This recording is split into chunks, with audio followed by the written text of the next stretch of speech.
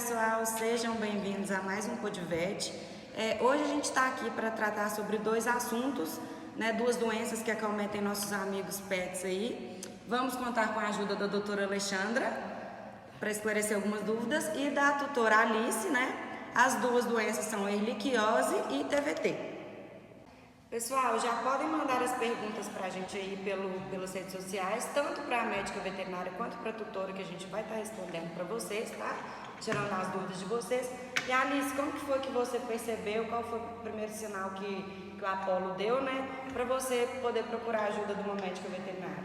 Alguns dias atrás, eu percebi que estava saindo uma secreção e um carocinho na região do pênis. Eu deixei, que eu pensei que fosse só uma irritação mesmo, só que ele parou de comer, ficou mais desanimado, então eu optei por procurar um médico veterinário. Então, depois dos primeiros sinais que o Apolo deu, quais foram as primeiras providências a serem tomadas depois que a tutora te procurou, doutora Alexandra? Então, quando eu recebi o Apolo na primeira consulta, eu fiz um minucioso exame físico, colhi a história clínica do animal. O que foi digno de nota para mim, no exame físico dele, foi uma linfadenomegalia na região inguinal, os linfonodos estavam aumentados, uma grande presença de ectoparasitas por todo o corpo do animal e também uma grande massa na região da base do pênis, de aspecto avermelhado, edemaciado. A literatura relata como um aspecto de couve-flor e foi exatamente isso que eu encontrei na região peniana do Apolo, o que me acendeu um alerta para o tumor venéreo transmissível. A grande quantidade de carrapatos também acendeu outro alerta para algum tipo de hemoparasitose.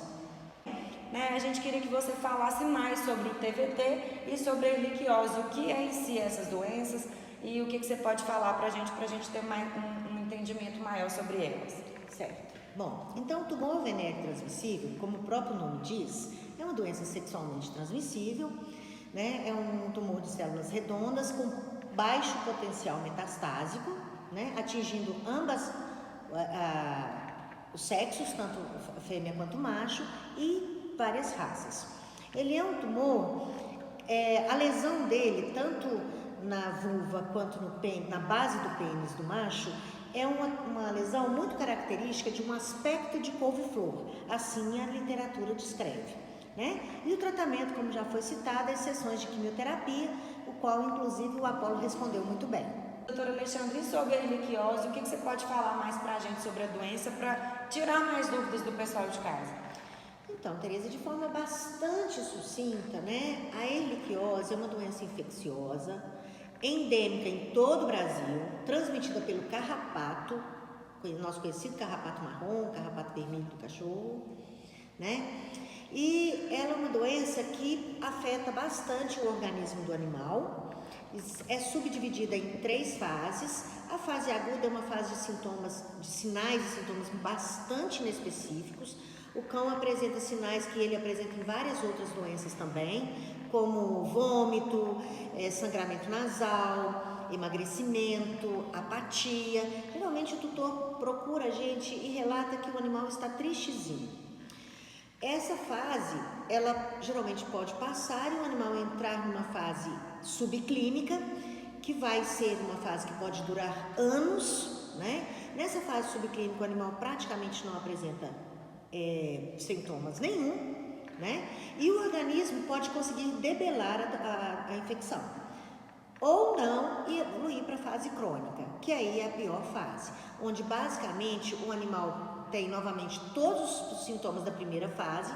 Nessa fase, a doença assume uma característica imunomediada, ocorre o aumento de vários órgãos do organismo em tamanho, Normalmente o animal vai ter uma anemia grave, arregenerativa, de caráter arregenerativo, as mucosas estão pálidas, o animal pode estar caquético, ele pode também apresentar sinais dermatológicos, que são as dermatopatias secundárias à erliquiose.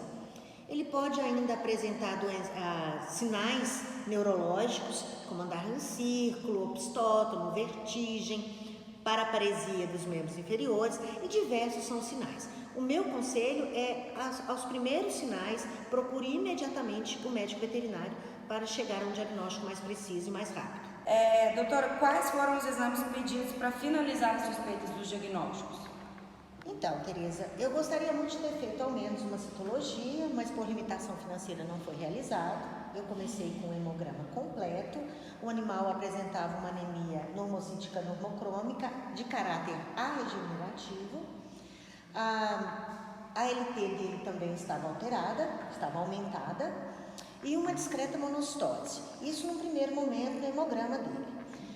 Ao mesmo tempo, eu encaminhei o material para o laboratório para fazer um exame de parasitose. E o exame de escolha foi o PCR. Baseado no resultado do PCR, onde foi analisado a presença de 3 tipos de hemiparasitose, anaplasma, babesiose e erliquiose, o Apolo foi positivo para a erliquiose. E aí nós começamos a pensar numa estratégia de tratamento para Apolo. Então, o pessoal de casa manda mais uma pergunta aqui para você, doutora Alexandra, que eles estão querendo saber qual foi o tratamento empregado nesse caso aí. Então, o tratamento de escolha para hemiparasitose foi a doxiciclina, por aproximadamente 4 semanas. Para o TVT foi o sulfato de vincristina, que é um quimioterápico.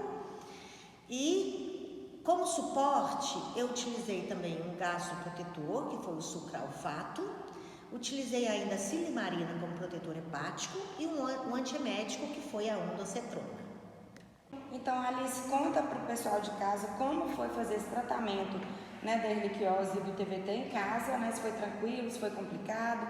Conta para o pessoal. O tratamento em casa foi muito tranquilo.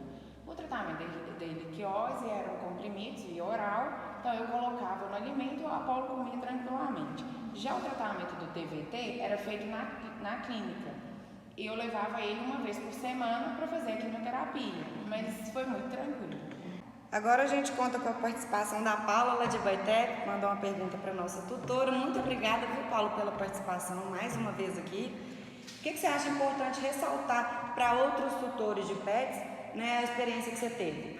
Como o Apolo é um animal de vida livre, a veterinária me aconselhou ou manter ele mais em casa preso, ou então fazer a castração, que é o mais eficaz para o TVT. Em questão dos carrapatos, ela me aconselhou ou colocar a coleira ou dar os medicamentos. E eu aconselho também ao tutor não esperar tanto tempo para procurar um médico veterinário, porque eu percebi que ele estava com uma secreção, só que eu não procurei o veterinário imediatamente. Eu esperei um tempo e acabou que agravou a doença. Então, pessoal, e fica aí como alerta para vocês, né, que a demora para procurar um médico veterinário, para procurar uma ajuda para o seu pet, pode atrapalhar e vir agravar o prognóstico da doença. Gente, então, para fechar o podcast de hoje, né, esses assuntos tratados aqui hoje, a gente recebeu uma pergunta aqui para a doutora, que eu acho que vai ajudar muito o pessoal de casa, que é sobre prevenção, doutora. O que pode ser feito para melhor prevenção desses pets, o tanto que tem vida livre, tanto que fica mais em casa. Qual que é a melhor forma que você indica? Então, gente, prevenção é tudo, né? Na medicina veterinária, e está diretamente relacionado aos resultados que a gente pode ter.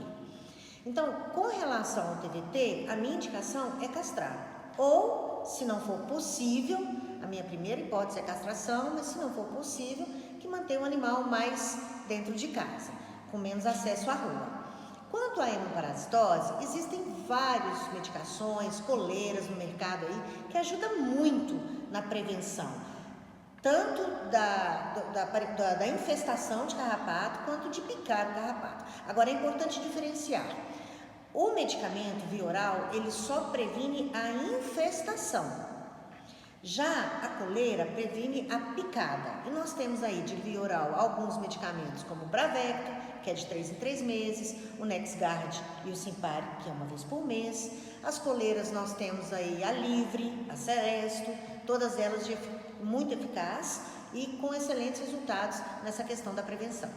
Então, pessoal, a gente encerra mais um Podvet aqui. Queria agradecer imensamente a doutora Alexandra, mais uma vez, que está aqui esclarecendo dúvidas para a gente, para o pessoal de casa. Hoje também contamos com a participação especial da tutora do Apolo, né? E queria convidar vocês para não perder o episódio semana que vem. Vai ser tratado o assunto piometra, que foi pedido muito aqui pelo pessoal de casa, para esclarecer a dúvida de vocês. Muito obrigada, até semana que vem.